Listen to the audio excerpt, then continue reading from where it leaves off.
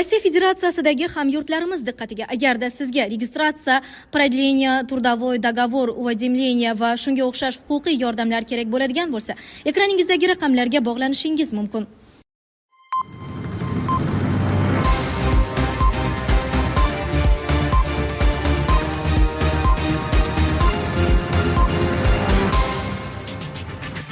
Kunning muhim va dolzarb yangiliklari bilan dunyo yangiliklari o'z ishini boshladi. Putin Qozonga hujum uchun Ukrainaga qat'iy javob qaytarishini aytdi.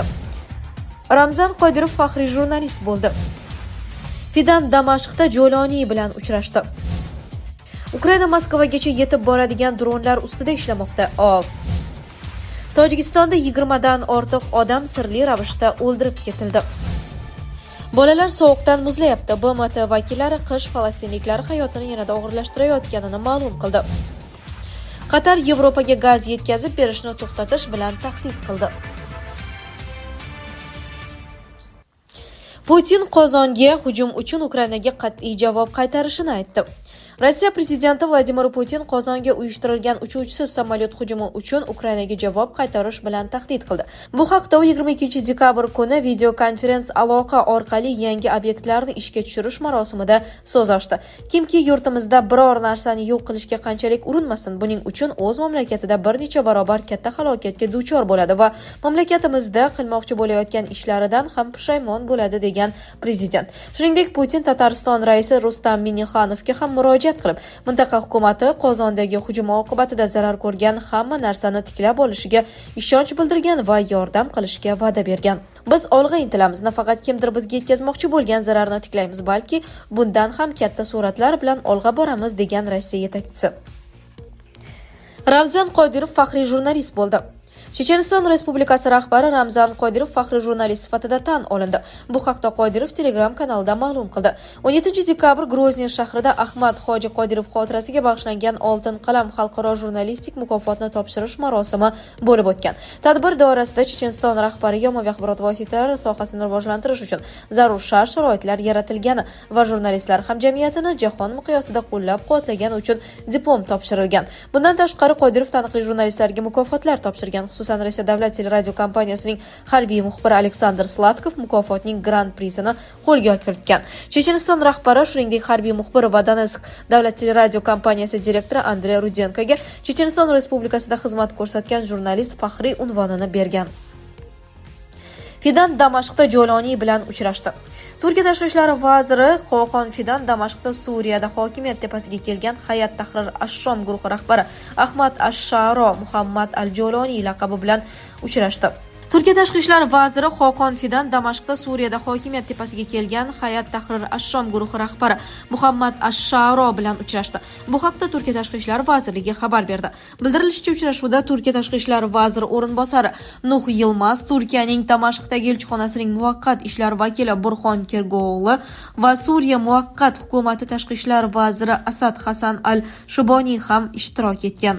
Damashqdagi muzokaralar yakunlanganidan so'ng Fidan va ash-Sharo qo'shma matbuot anjumanida chiqish qildi.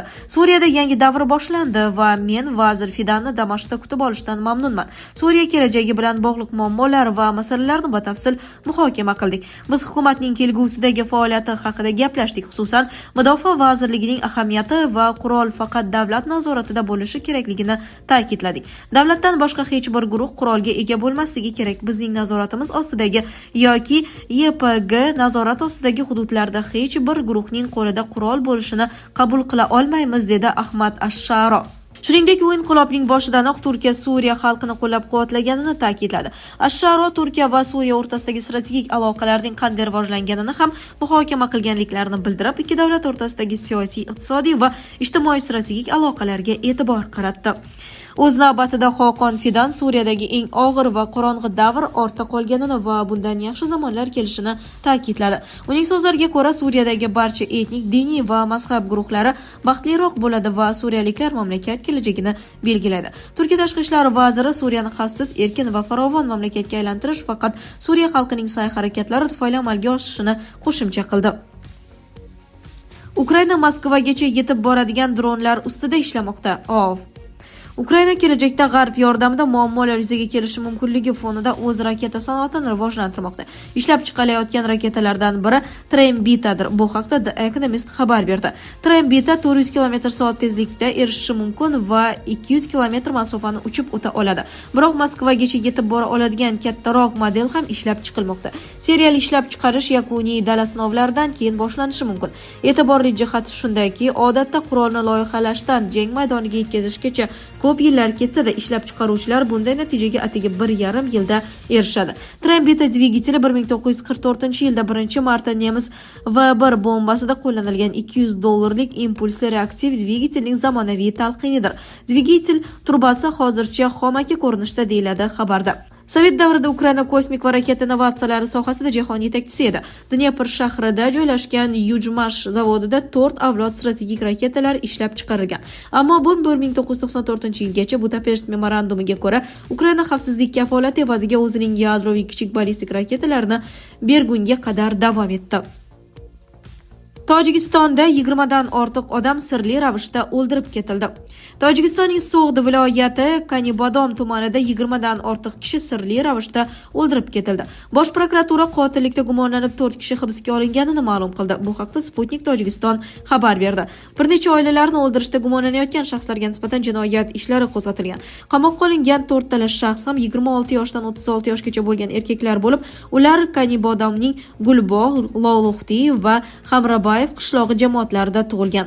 Prokuratura tergovchilarining ishi mamlakat rahbariyati tomonidan bevosita nazorat etilayotgani va tergov davom etayotganini ta'kidladi.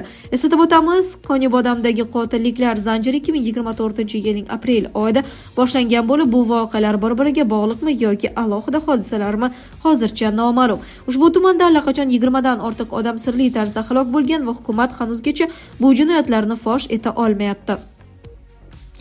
Bolalar sovuqdan muzlayaptimi? BMT vakillari qish falastinliklar hayotini yanada og'irlashtirayotganini ma'lum qildi. G'azoda davom etayotgan harbiy harakatlar va qishki jalalar odamlar turmushini yana og'irlashtirib, ularga ocharchilik xavfini solishda davom etmoqda. Birlashgan Millatlar Tashkilotining insonparvarlik tashkilotlari vakillari ta'kidlashicha, G'azo butun boshli qabristonga aylanib qolgan.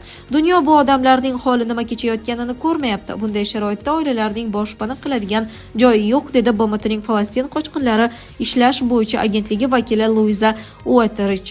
BMT bolalar jamg'armasi vakili Rosalia Bolan ham tashvishli chiqish qildi. U sektordagi oziq-ovqat inqirozining ko'lamiga e'tibor qaratib, ayollar va bolalarning 96% dan ortig'i to'yib ovqatlanmasligini ma'lum qildi. Odamlar nafaqat jismoniy, balki ruhiy azob-uqubatlarni ham boshdan kechirmoqda. Bolalar sovuqdan muzlashyapti, yomg'irda ivishyapti, oyoq yalang yuribdi. Men haligacha yozgi kiyimda yurgan ko'p bolalarni ko'ryapman. Ovqat pishirishga gaz uzilganidan so'ng ko'pchilik bolalar o'tin uchun chiqindilar orasida plastik terishga majbur bo'lyapti, dedi u. Kuchli yomg'irlar davom etishi haqidagi prognozlarni hisobga olib, O'tirich G'azo aholisini qo'llab-quvvatlash uchun hududga yordam yetkazish o'ta muhimligini ta'kidladi. Chunki G'azo aholisi Isroil bombardimonlari tufayli o'z uylarini qayta tark etishga majbur bo'lmoqda. Ularda yomon ob-havodan himoyalanish uchun zarur vositalar yo'q.